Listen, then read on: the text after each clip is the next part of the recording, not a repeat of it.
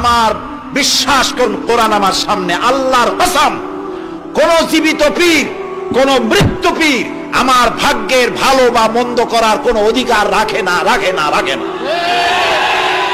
কোন পীর ফু দিয়ে আমার ভাগ্যকে ভালো বানাই দিতে পারবে না, এবং আমার একটা চুলও বাঁকাও করতে পারবে না। খাইরিহি ওয়া শাররিহি মিনাল্লাহ তাআলা, আমার ভালো আমার মন্দ করার একমাত্র মালিককে। এক আঙ্গুল আকাশের দিকে উঁচু করে চিৎকার দিয়ে বলুন, কে? আবার বলেন, আবারও বলুন। হাত নামান।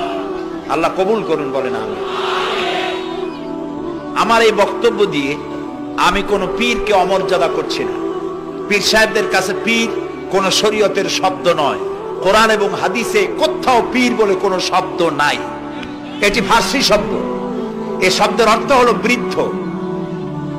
তো পীর যদি বৃদ্ধ হয় ভালো কথা, তিনি যদি আলেম হন আরো ভালো কথা। কিন্তু বাপ পীর ছিল, উনিও সেই সুবাদে পীর। ইলেম নাই তো, না নিজের কাছেই তো টর্চ নাই, আপনাকে অন্ধকারে উনিও ম্যানহোলের মধ্যে পড়বে, আপনারে নিয়ে পড়বে। আলেম হইতে হবে, পীর যদি হয় আলেম হইতে হবে, 1 নম্বর কথা। 2 নম্বর কথা হলো তিনি ব্যবসায়ী হবেন না। ধর্মের নামে তিনি ব্যবসা করবেন না। তিনি মানুষকে হেদায়েতের পথ দেখাবেন, প্রয়োজনে জেলে যাবেন, প্রয়োজনে ফাঁসির মঞ্চে দাঁড়াবেন। তিনি নিজেকেই ইসলামের সব আমি করি, আর ইসলাম কারো কাছে নাই। যারা ইসলাম করলো 70-80 বছর ধরে, রাজনীতির পথ দেখালো, তারা ইসলামের দল না, ওনারটাই ইসলামের দল। এই ধরনের ফাজলামি বক্তব্য থেকে বিরত থাকতে হবে। এই ধরনের বেয়াদবিপূর্ণ বক্তব্য থেকে বিরত থাকতে হবে। আমার দোকানে খাঁটি ঘি পাওয়া যায়, আর কারো দোকানে খাঁটি ঘি পাওয়া যায় না। ইসলাম নিয়ে এই ধরনের মনোপলি বিজনেস করতে দেওয়া হবে না। প্রিয় ভাই সব, আমরা পীর সাহেবদের চিনি। পীর ছিলেন শাহজালাল রহমতুল্লাহ আলাইহি। সুবহানাল্লাহ। যুদ্ধ করা লাগে নাই, আজান দিয়েছেন, মূর্তির মাথা ভাঙ্গা চুর চুর হয়ে পড়ে গিয়েছে। গৌর গোবিন্দ পলায়া কুল পায় নাই।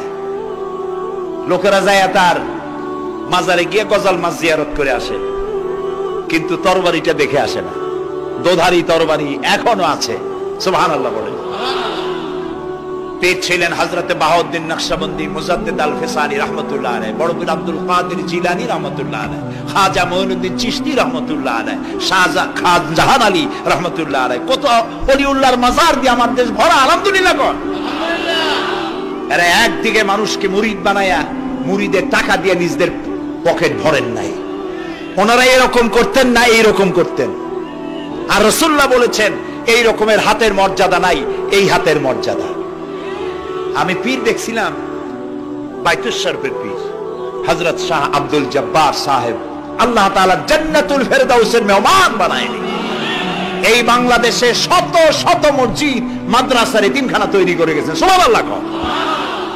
বৃষ্টির মৌসুমে চট্টগ্রামের বাড়ি তার, 14 বছর মাদ্রাসায় ওয়াজিদিয়া চট্টগ্রামে 14 বছর বুখারী শরীফ পড়িয়েছেন। কি মানের আলেম, খালি পীর না।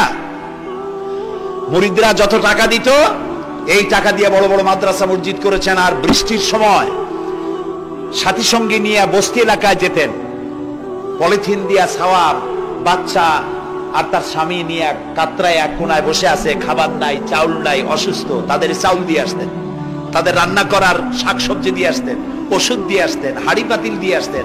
বন্যা হলে, তুফান হলে টাকা উজাড় করে যা মুরিদরা দিত সবগুলি উজাড় করে মানুষের খেদমত করতেন। সুবহানাল্লাহ।